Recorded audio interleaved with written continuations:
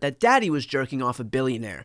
But today is a new day after a new tweet, and Mike's got some new feelings. Let me say this. It's very disappointing, okay? I've come to consider Elon a good friend. He's obviously a very intelligent person, and he's done a lot of great work. But with all due respect, my friend Elon is terribly wrong. Elon is missing it, okay? Yes, according to Mike Johnson, Elon is missing it.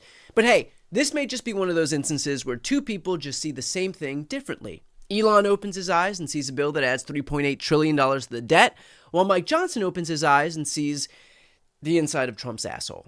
It's all about perspective. And Mike isn't mad, he's just disappointed. We had a long conversation yesterday, he and I. Spoke for, I think, more than 20 minutes on the telephone, and I extolled all the virtues of the bill. But for him to come out and pan the whole bill is to me just very disappointing, very surprising in light of the conversation I had with him yesterday. Mike Johnson is surprised that the guy who flew into DC on a ketamine rocket with Bro Team 6 and left after 130 days with fatter pockets would go back on his word? The truth is, the leader of the GOP is rattled because he can't comprehend a rich person not supporting a bill that's a boon for rich people. But what he doesn't realize is Elon doesn't care about rich people. He cares about rich person. Elon is a self-serving purveyor of bullshit, and today's tweet is just further proof.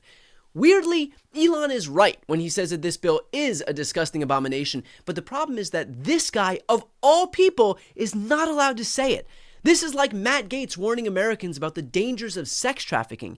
Elon wants to get on his high horse and pretend like he's some fiscal hawk looking out for America's best interests, but this is the same guy who spent his entire time in Washington enriching himself by dismantling departments and agencies tasked with regulating his businesses.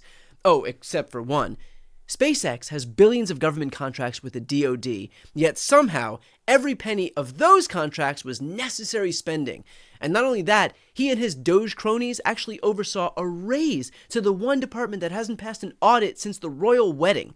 Sorry if I can't bear to stomach the righteous indignation from the same guy who gutted USAID in the name of fiscal responsibility, an agency which accounts for all of 0.5% of the budget.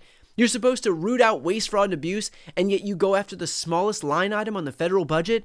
That's like a financial advisor telling you you can't afford a yacht, and your fix is, well, what if I switch from premium to unleaded gas?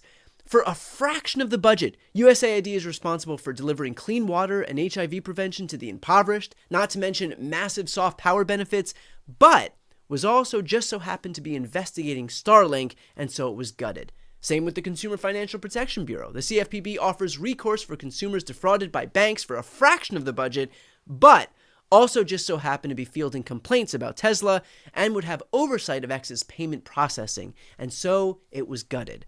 Starting to see a trend? So yes, this bill gives over $600 billion in tax cuts to the top 1% of Americans. It throws almost 14 million people off of Medicaid and takes $300 billion from programs that feed the hungry.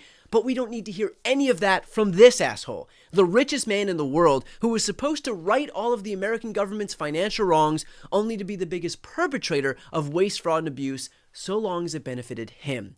Everyone was promised that Doge was going to find trillions in savings, but when the actual numbers reared their ugly head, it turns out Elon's pet project was the biggest flop since Eric. Even our dear leader feels like Elon may have taken him for a ride. According to the Wall Street Journal, President Trump recently posed an evocative question to his advisors about billionaire Elon Musk's promise to slash $1 trillion in government spending. Was it all bullshit? Yes. Yes, it was. And stop acting like you care. You are not allowed to claim that you hire the best people, and then, under your watch, one of those best people quits after doing 4 months of self-dealing, and you give him a golden key. A key I presume Elon will use less for unlocking things and more for snorting things off of. Elon is a liar, a fraud, and from the moment he dumped millions and millions into Trump's campaign, he knew what he was doing. When it comes to disgusting abominations, like the Highlander says, there can be only one. Before you go, if you enjoyed this content and you want to see more and support independent media, please subscribe to this channel. The subscribe button will be right here on the screen. But second, the reality is that we are now in a political environment where this administration can lean on any of the social media platforms to suppress certain voices if they don't like critical coverage. That means my longevity here is in the hands of a few tech billionaires who are already making it clear that they are willing to cater to this administration.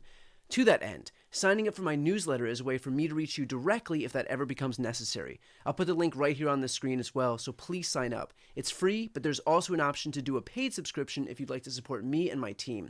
I really appreciate it. Thanks so much for watching.